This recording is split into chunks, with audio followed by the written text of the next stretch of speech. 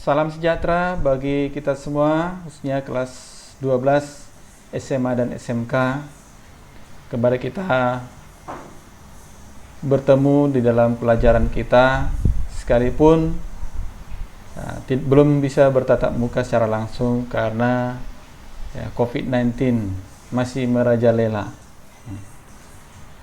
Kali ini kita akan belajar tentang demokrasi dan HAM atau hak asasi manusia. Mungkin siswa-siswi kami menyatakan, kok belajar HAM di pelajaran agama, bukankah ini PKN? Ya, ternyata hak asasi manusia juga dibahas di dalam Alkitab. Salah satu pelanggaran hak asasi manusia adalah peristiwa Raja Ahab merampas kebun anggur Nabot. Nah, ke depan akan kita pelajari topik itu. Nah, untuk pertemuan kali ini kita belajar apa pentingnya belajar HAM.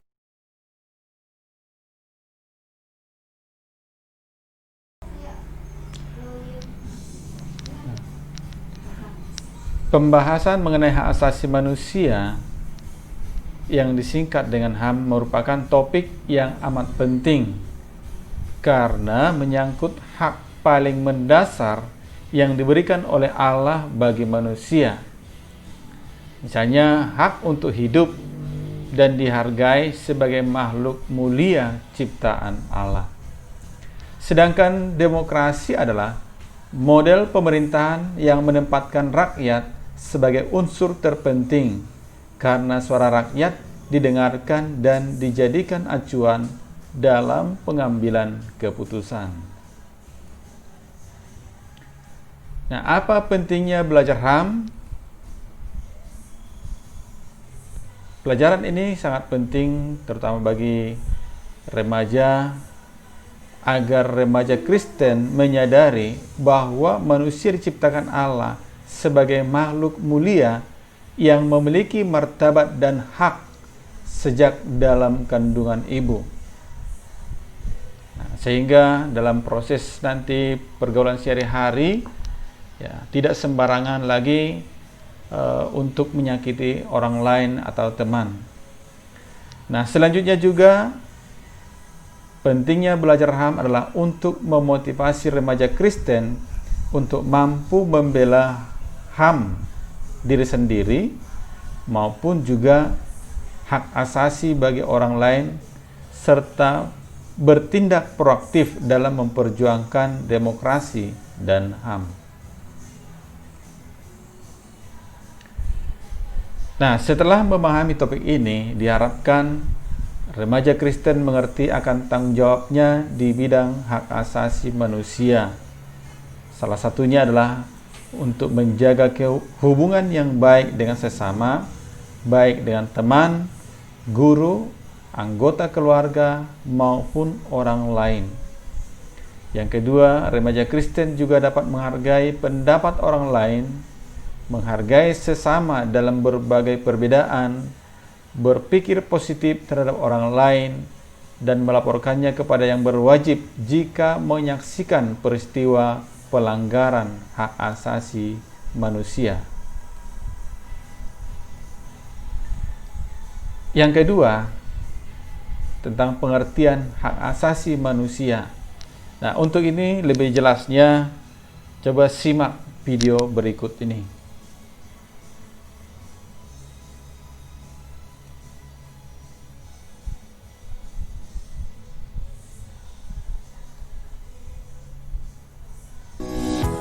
Apa itu hak asasi manusia? Hak asasi manusia adalah hak yang melekat pada manusia sebagai anugerah Tuhan yang wajib dihormati, dijunjung tinggi, dan dilindungi oleh negara, hukum, dan semua orang. Secara umum, HAM bersifat kodrati, yang artinya HAM adalah hak yang telah menjadi kodrat manusia. Selain itu, HAM bersifat universal, yang artinya HAM secara umum berlaku di seluruh dunia dengan tetap menghormati adat istiadat dan budaya negara masing-masing. HAM juga bersifat langgeng, yang artinya HAM adalah hak manusia sejak dari dikandungan hingga meninggal. Manusia memiliki hak yang tidak dapat dikurangi dalam keadaan apapun, yaitu hak untuk hidup, hak untuk tidak disiksa, hak kemerdekaan pikiran dan hati nurani, hak beragama, hak untuk tidak diperbudak, hak untuk diakui sebagai pribadi di hadapan hukum, dan hak untuk tidak dituntut atas dasar hukum yang berlaku surut. Hak-hak itu adalah hak yang tidak dapat dikurangi dalam keadaan apapun, sedangkan hak-hak selain itu tergolong sebagai hak-hak yang dapat dikurangi, seperti hak berorganisasi dan hak berekspresi. Namun, HAM dapat dibatasi. Dalam menjalankan hak-hak tersebut, dapat dilakukan pembatasan. Hak seseorang dapat dibatasi oleh undang-undang. Misalnya, setiap orang berhak untuk memiliki dan membangun tempat tinggal. Namun, orang lain tidak berhak mengganggu atau menggusur tempat tinggal orang lain sewenang-wenang, walaupun itu untuk membangun tempat tinggalnya sendiri. Atau pemerintah tidak berhak sewenang-wenang menggusur tempat tinggal orang lain tanpa menjalani prosedur. Untuk menjamin hak asasi manusia, negara dan pemerintah wajib untuk melindungi, memajukan, menegakkan, dan memenuhi hak asasi manusia. Negara dan setiap orang wajib untuk menghormati HAM. Artinya, tidak boleh melakukan tindakan atau mengganggu HAM orang lain. Misalnya, masyarakat yang sudah menikmati haknya untuk beribadah secara bebas tidak boleh diganggu. Negara berkewajiban untuk melindungi HAM. Artinya, ketika ada pihak lain yang mengganggu HAM, negara wajib memberikan perlindungan. Contohnya, ada orang yang sedang menyampaikan haknya untuk berekspresi, lantas ada pihak lain yang mengganggu, maka negara, misalnya polisi, harus melindungi orang yang sedang menyampaikan ekspresinya itu. Negara berkewajiban untuk memenuhi HAM. Artinya, negara harus mengambil langkah-langkah supaya setiap orang menikmati HAM secara lebih baik dan meningkat dari waktu ke waktu. Contohnya, hak anak atas pendidikan. Maka, negara wajib menyediakan gedung sekolah yang layak, guru yang berkualitas, dan materi pelajaran yang bermutu baik.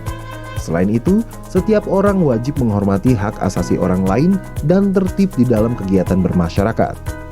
Namun dalam menjalankan hak dan kebebasannya, setiap orang wajib tunduk kepada pembatasan yang telah ditetapkan undang-undang agar dapat menghormati hak dan kebebasan orang lain.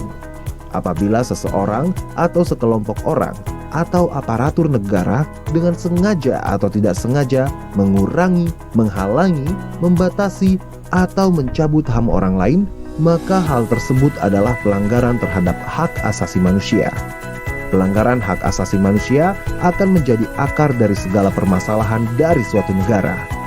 Mari kita ciptakan dunia tanpa kekerasan dan diskriminasi, saling menghormati dan menghargai sesama manusia. HAM untuk semua.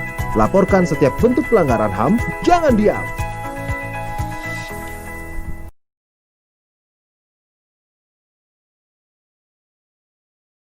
Baik, dari video yang sudah disaksikan tadi, tentunya sudah jelas kita mengerti tentang hak asasi manusia. Selanjutnya, ada tugas yang harus kalian kerjakan. Hanya 5 pertanyaan. Kerjakan dan segera kirimkan mulai hari ini sampai 3 hari ke depan. Sampai di sini pertemuan kita. Tuhan Yesus memberkati kita. Sampai jumpa minggu depan.